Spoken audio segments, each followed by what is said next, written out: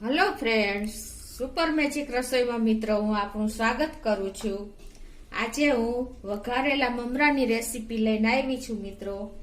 આ મમરા ટેસ્ટમાં એકદમ બેસ્ટ છે। તમે આ મમરા ખાશો તો બહારના મમરા પણ ભૂલી જશો, એટલા ટેસ્ટી બને છે। તો તમે મારો વિડીયો છેલ્લે સુધી જોજો અને તમને મારો વિડીયો ગમે તો લાઈક કરજો, શેર કરજો અને સબસ્ક્રાઇબ કરવાનું તો ભૂલતા જ નહીં। તો મિત્રો એમાં આપણે તમને ખ્યાલ જ હોય છે કે મમરા વઘારવા માટે તેલ હોય છે, હળદર હોય છે, લાલ મરચું છે, હિંગ છે અને સેવ છે અને મમરા છે। તો આટલા ઇન્ગ્રેડિયન્ટ આપણે જોશે। તો હવે આપણે બનાવવાનું ચાલુ કરીએ। તો મિત્રો આ મેં જો રેગ્યુલર મમરા લીધા છે। આપણે કોલ્હાપુરી મમરા હોય છે એ થોડાક જાડા હોય છે। તો આપણે કોઈ પણ સિઝનમાં જો મમરા બનાવીએ ને ત્યારે મમરા ચાળીને લેવાના। એનું રીઝન એ છે કે એમાં ડસ્ટ હોય, પાર્ટિકલ્સ હોય કે કચરો હોય તો નીકળી જાય। કોઈ પણ સિઝનમાં આપણે મમરા શેકીને આ રીતે બનાવીએ છીએ। તો આ રીતે તમારે પેલા એને ક્લીન કરી લેવાના। તમે જોઈ શકો છો કે આટલા ડસ્ટ આપણે નીકળે છે। એટલે આ રીતે હું હવે બધા મમરા ચારી લઉં છું મિત્રો। આ 8 કપ મમરા મેં લીધા છે, ચરાઈ ગયા છે, એકદમ ક્લીન કરી લીધા છે। હવે ગેસ ઓન કરશું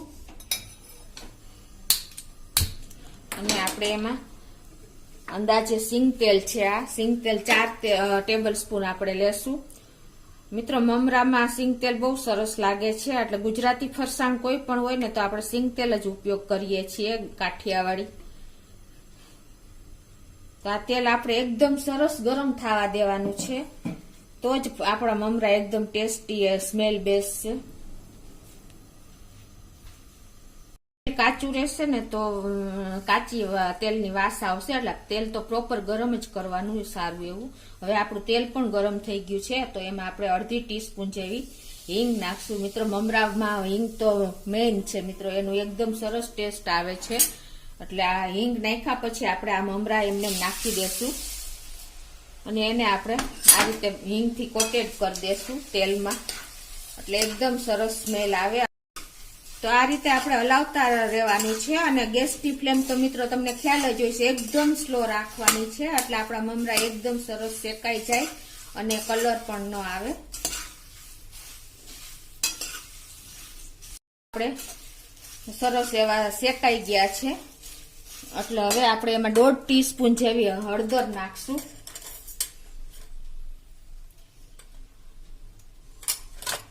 અને આપણે કન્ટિન્યુ એને આ રીતે હળદરથી આમ ચલાવતા રહેશું નાખીને। ધીમે ધીમે બધા મમરામાં એકદમ સરસ કલર આવી જશે મિત્રો।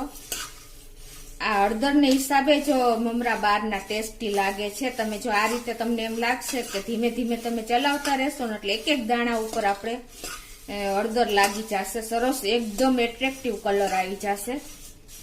અને આ મમરા તમે એકવાર આ રીતે હળદર નાખીને બનાવશો ને તો મિત્રો તમે બાલાજીના મમરા પણ ભૂલી જશો, એટલા એકદમ લુકમાં સરસ, ટેસ્ટી અને કલર વાઇઝ બધું એકદમ લાગે છે।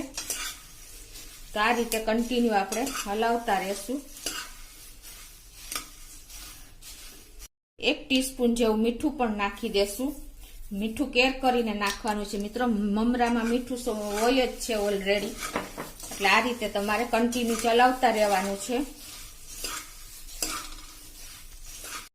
તો મિત્રો જો આ રીતે કન્ટિન્યુ હલાવવાથી મમરાનો કલર એકદમ સરસ આવી જશે। ધીમે ધીમે તમે 2 મિનિટ ચલાવતા રહેશો અને આપણે ત્યાં સુધી હલાવવાના છે કે આપણા મમરાનો દાણો એકદમ ભૂરું ભૂરું ન થઈ જાય, ત્યાં સુધી આપણે મમરા કન્ટિન્યુ હલાવતા રહેશું। જો મમરા બરાબર શેકાશે ને પરફેક્ટ, તો જ લાંબા સમય સુધી એનો એવા ને એવા રહેશે, નહીતર 1 વીકમાં તમારા મમરામાં આવું ફીકા લાગશે, એટલે તમારે ખાસ આ નોટ કરવાની છે। તમે જોઈ શકો છો મિત્રો, આપણે ધીમે ધીમે હળદર પોતાનો કલર છોડતી જાય છે અને આપણા મમરામાં એકદમ સરસ કલર પણ આવતો જાય છે। તો આ પ્રોસીજર ખાસ મેઇન છે મિત્રો। તો હજી આપણે જો બરાબર દાણો શેકાણો નથી તો હજી આપણે એને 2 મિનિટ શેકશું। 2 ટેબલ સ્પૂન જેવું તેલ નાખી દેશું શેકાયા પછી।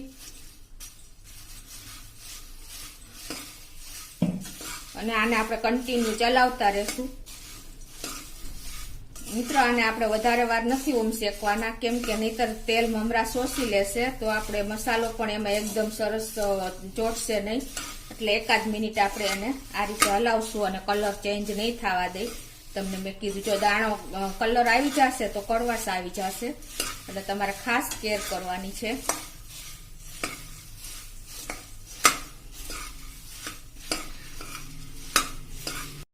તો મિત્રો જો આપણે તેલ નાખ્યા પછી 1 મિનિટ જ આપણે ચલાવ્યા છે. આપણે બહુ વધારે મેં તમને કીધું એમ નથી કરવાના. હવે એને હું ગેસ બંધ કરી દઉં છું અને નીચે લઈ લઉં છું. અત્યારે આપણા મમરા પણ ગરમ છે અને કઢાઈ પણ ગરમ છે મિત્રો. તો આ રીતે આપણે હવે એને બીજા વાસણમાં લઈ લેશું.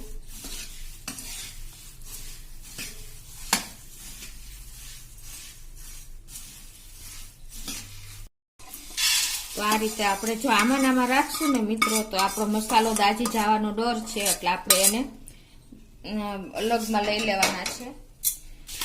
હવે મિત્રો આમાં આપણે 2 કપ જેવી સેવ નાખી દેશું. તમે ઘરે સેવ પણ બનાવી શકો છો અને બહારથી પણ લઈ શકો છો. આ રીતે તમારે જે આપણે રૂટીન સેવ આવે છે એ જ મેં અત્યારે જે કપથી મમરા ભર્યા છે એ કપથી જ મેં 2 કપ સેવ લીધી છે.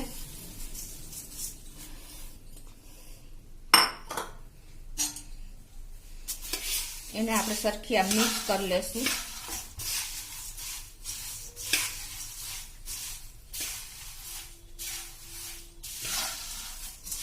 હવે મિત્રો આમાં જો જે આપણે મમરામાં તેલ છે ને ત્યારે જ હવે આપણે આમાં 1/2 ટેબલ સ્પૂન જેવું આપણે કાશ્મીરી લાલ મરચું નાખશું મિત્રો. જો તમારા ટેસ્ટ અનુકૂળ તમે વધઘટ કરી શકો છો. અત્યારે હું અડધો ટેબલ સ્પૂન જેવું નાખું છું. આ મારી નાની ચમચી છે એટલે તમને ખ્યાલ આવતો નથી. અને એને પણ આપણે આ રીતે મિક્સ કરી લેશું. આપણા મમરામાં ઉપરથી તેલ નાખ્યું છે ને મિત્રો, એટલે આપણા મસાલા એકદમ સ્ટીક થઈ જશે, ચોટી જશે મમરામાં અને લાંબો સમય સુધી મિત્રો તમે આ રીતે ટેસ્ટ આવશે. જો તમે ગરમ કઢાઈમાં જ તમે મરચું પાવડર નાખી દેશો ને તો શું થશે કે કડવાશ આવી જશે. તમે બીજા દિવસે ડબ્બો ખોલશો ને તો તમે અત્યારે જોઈ શકો છો મિત્રો કેટલા સરસ લુકમાં લાગે છે, ટ્રાન્સપરન્ટ યલો હળદર કલરથી. તો તમે આ રીતે મિત્રો જો સેવ મમરા બનાવશો ને તો તમારે ચપટી મિનિટોમાં તમારે ડબ્બા ખાલી થઈ જશે. એટલા એકદમ સરસ ટેસ્ટી બને છે. મારા ઘરમાં આ રીતે મરચું નાખીને ખવાય છે. જો તમે અનુકૂળ ન આવે તો એવોઈડ પણ કરી શકો છો, પણ જો મિત્રો તમે આ રીતે બનાવશો ને તો બહુ ટેસ્ટી મમરા તૈયાર થશે.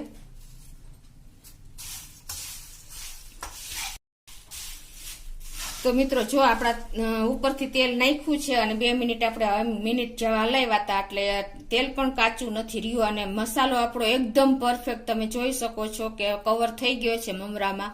તો તમે જો આ રીતે મમરા બનાવશો ને મિત્રો આ મેથડથી તો તમે બહારના મમરા લેવાનું ભૂલી જશો ને એકદમ સરસ મમરા તૈયાર થાય છે મિત્રો. તો તમને મારો વિડીયો ગમે તો લાઈક કરજો, શેર કરજો અને સબસ્ક્રાઈબ કરવાનું તો ભૂલતા જ નહીં મિત્રો. એકદમ ડિલિશિયસ બન્યા છે.